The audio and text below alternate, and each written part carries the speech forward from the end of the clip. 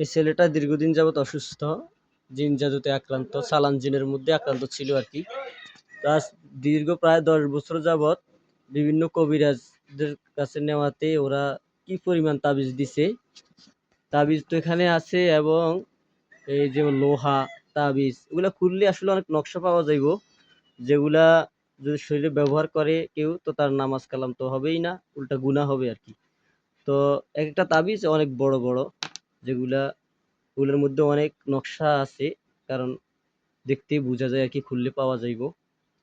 তো আসলে উনি আজকা প্রায় ভুক্তভোগী, প্রায় 8-10 বছর এই ছেলেটা অসুস্থ। এই এখন চিকিৎসা ওনারে আজ 7 দিন 1 সপ্তাহ হইছে না? শনিবারে ধরে শুক্রবার ধরে। শুক্রবার ধরে। তো আলহামদুলিল্লাহ ওই চিকিৎসা করে দেওয়ার পরেও আলহামদুলিল্লাহ আল্লাহ তাআলা ওরে ভালো রাখছে। সুস্থ আছে না মোটামুটি? হ্যাঁ, মোটামুটি ভালো আছে। জি আলহামদুলিল্লাহ। ওর শরীরে তো আর কোনো জিন্নাত প্রবেশ করতে পারে নাই, তাই না? না। ওর আসলে একবারে ভয়ানক অবস্থা ছিল।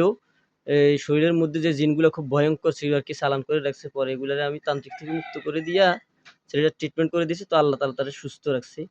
আসলে আমাদের চিকিৎসা সম্পূর্ণ তাবিজ কবজ নকশা ব্যতীত জিন জাদুর পরিপূর্ণ চিকিৎসা করা হয়।